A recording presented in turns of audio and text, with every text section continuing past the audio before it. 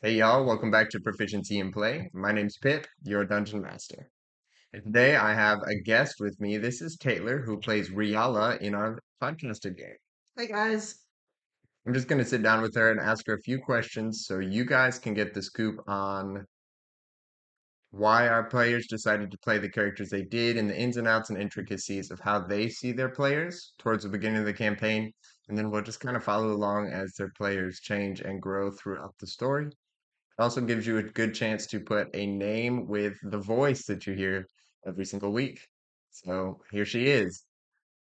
So Taylor, who's Rhialla?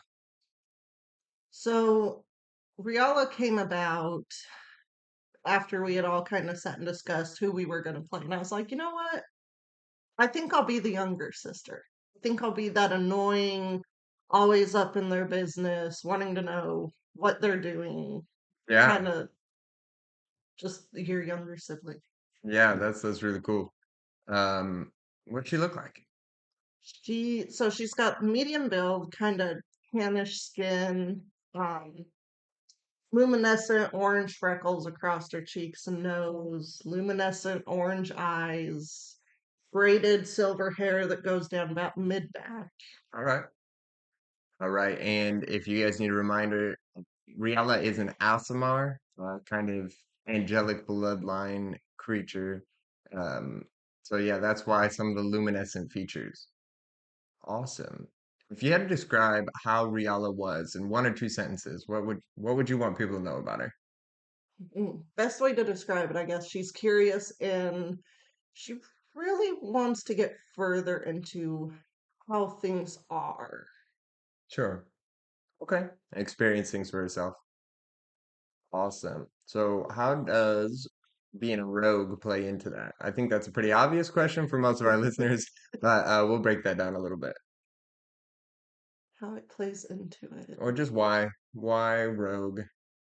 Okay, why rogue is the easier question. Let's go with that for now. Yes, yes. And I'm sure we've discussed this before, but for our, Hmm. listeners, I chose Rogue because it's the one I'm most comfortable with. Right. But I did go Soul Knife because it was something new, and I think me and you previously talked about how I wanted to do melee, but I also wanted magic too. Right. And the Soul Knife, it's not necessarily magic. But it gives you that feel, it gives you that utility. I mean, who can summon daggers and just Right. toss them?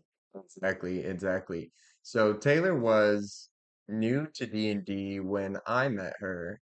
We played in a 2-year long level 1 to 20 homebrewed game loosely based on the Tyranny of Dragons module.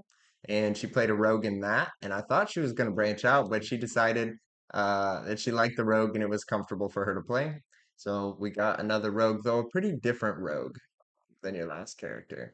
The last character was a lot more mean, kind of out there. Yeah, a lot more like your standard dark rogue. While this Yes, is much more curious, much more light. playful and dexterous. Exactly. You picked the aspect of time, which is from the god Curios, sort of the progenitor god of the Grimmel. Talk to me a little bit about why you chose that and you thought it was a good fit for Rhialla. It wasn't even so much as fit as much as she's curious, Hmm. curious, Yeah. and Grimmel, cat people. I love cats. Okay. So the mechanics don't even matter. It's just I like the cat people. I'm gonna be like them. Yes. All right. Awesome. Awesome. Any last words about Rhialla that you want to share? Just keep listening. There's more than likely going to be some character growth.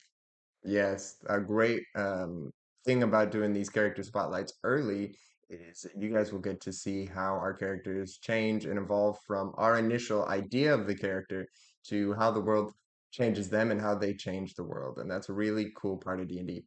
Taylor, thanks so much for being here, and we'll catch y'all next time. Bye.